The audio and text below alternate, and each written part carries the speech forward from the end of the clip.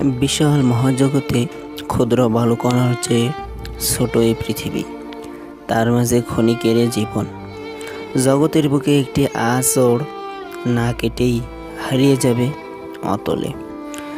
পৃথিবীর সবচেয়ে আনন্দের অনুভূতিটি হচ্ছে যখন তুমি একটি লক্ষ্য ঠিক করেছিলে এবং সেই লক্ষ্যটি পূরণ করতে পারলে। পৃথিবীটা হচ্ছে একটা আয়নার মতো। তুমি সবার সাথে যেমন ব্যবহার করবে, যেমন মনোভাব পোষণ করবে, ঠিক তেমনটাই ফিরে পাবে। ব্যর্থ হওয়া মানে হেরে যাওয়া নয়, ব্যর্থতা নতুন করে আবার শুরু করার প্রেরণা। হাল ছেড়ে দেওয়া মানেই হলো হেরে যাওয়া। হতাশা একটি বিলাসিতা। হতাশার জায়গাটি আজ থেকে দখল করুক কাজ শেষের তৃপ্তিমাখা ক্লান্তি। সুযোগ যদি তোমার দরজায় কড়া না নাড়ে, তবে নতুন একটি দরজা বানাও। আলো ছড়ানোর দুটি উপায় আছে। এক, নিজে মোমবাতি হয়ে জ্বলো। দুই, আয়নার মতো আলোকে প্রতিফলিত করো।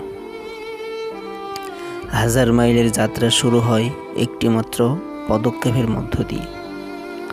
অতীত নিয়ে সবসময় পড়ে থাকলে তোমার এক চোখ অন্ধ। অতীতকে ভুলে গেলে তোমার 2 চোখই অন্ধ। অন্যদের তামাশা সহ্য করে ভদ্রতা দেখালে তা এক সময়ে চরম রাগে পরিণত হয়। কাককে মুখে তুলে খাওয়াতে গেলে সে তোমার চোখ উপরে খাবে। জলের গভীরতা নাকের কাছে উঠে আসার আগেই সাঁতার শিখে নাও।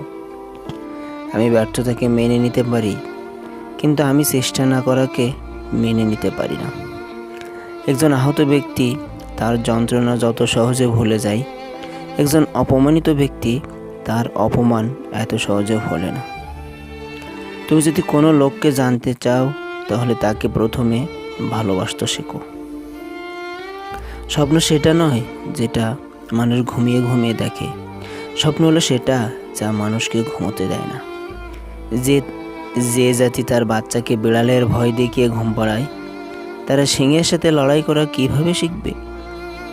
আমি চলে গেলে যদি কেউ না কাঁদে, তবে আমার অস্তিত্বের কোনো মূল্য নেই। যারা সদ্য বিশ্বাস নিয়ে সামনে এগিয়ে যায়, তারা একদিন সব কিছুই ঠিক হতে দেখে। আমরা যদি নতুনকে গ্রহণ করতে না পারি, তবে সামনে এগিয়ে যেতে কোনোদিনও পারবো না।